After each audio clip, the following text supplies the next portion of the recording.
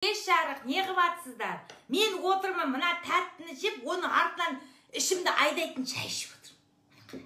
Анан жегін кеп отыр, диетаның түрі ғой. Осы тәттіні жегін кеп баратыр. Соның артынан айдап жіберетін шай ішіп отырмын. Әйелден амал қалған ба? Біз әйел бай сұлулықта бізге керек. Мына үйде керек, бала шаға, көдеседі, туған, туыс, ойбай, кластастар, бәрі бізге керек. Түгел бізге керек. Еркектер әшен бізге бақылап отыру үшін өмірге келген Құдай біледі. Еще бізді управлять етіп отыру үшін келген ғой. Не істеватсыз? Не қыласыз?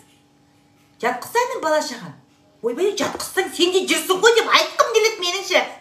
Тіл іште сайрап тұр. Жатқызсай сен де дейін десең, дух жоқ болғаннан кейін іш сайрап тұр. Сонымен сол. Кешке тамам мына жерде аю-қию болып қырылғанда мен айтам, бақытты отбасы бағдарламасы басталды деп.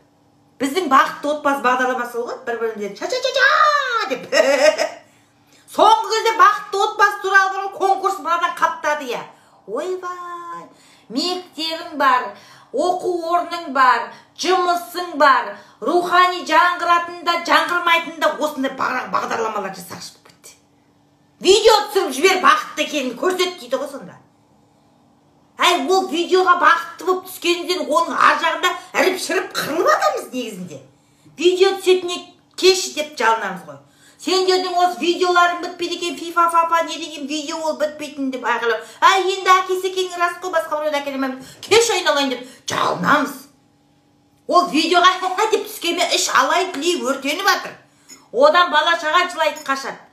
Общем, осындай бағдарлама көбейді. Мына идеологиясы бақытты отбасылар көп деп көрсеткісі келіп отқан жер. Ойбай, ол бақытты отбасын жасайын дегеннің арасында мына жақта ұрыс керіс болып жатқан тағы бар ғой, оны тойласаңдаршы қызым деп айтқың келеді, айтамайсың.